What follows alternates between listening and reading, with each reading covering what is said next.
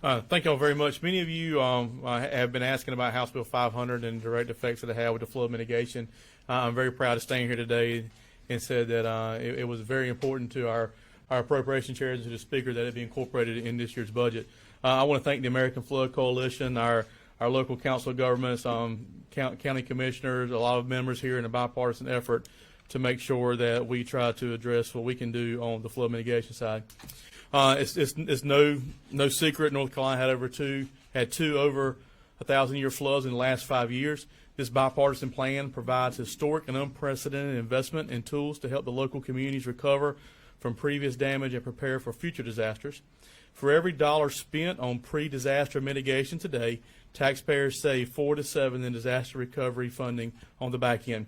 To put that in a little bit of perspective, the state's already spent over $3.5 billion in aid from hurricanes Florence, Matthew, Dorian, Michael, etc. This House budget contains nearly $1 billion in investment in disaster relief and flood mitigation. This is the largest proactive statewide package that North Carolina has ever made to address flooding here in our state. Specifically, the flood mitigation package creates a reserve of $800 million for disaster-related programs and projects. It appropriates $465+ million of that for immediate use, keeping over $330 million available to respond to future needs. The package contains $100 million for the Office of Recovery and Resiliency, known as NCORE, for long-term flood mitigation and resilience projects to better prepare North Carolina for the next natural disasters. $20 million to create a flood resiliency blueprint to guide flood mitigation projects throughout the state. $10 million for local government to provide local government technical support. $68.7 in specific flood mitigation and disaster recovery projects in the Lumber and Neuse River basins. Also provides additional staffing. The package creates 2 new grant funds at the Division of Emergency Management. $20 million disaster relief and flood mitigation fund to provide pre-developed assistance to small and unserved communities, which will help them identify and design shovel-ready projects that will stabilize areas and reduce the flood damage in the future.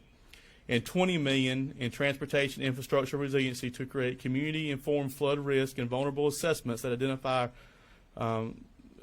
gaps in projects for the transportation routes there in North Carolina. As many of the roads flooded and some of our interstates were actually impassable, to help maintain these vital transportation routes here in the state.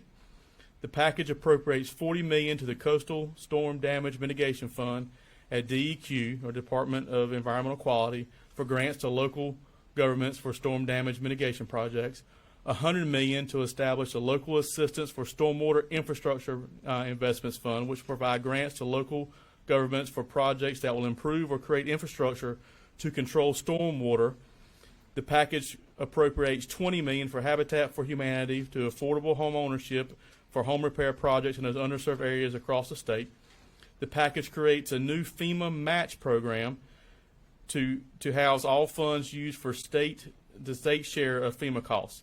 It also appropriates an additional $80 million for the existing non-COVID disaster needs and $30 million for future non-COVID disaster needs.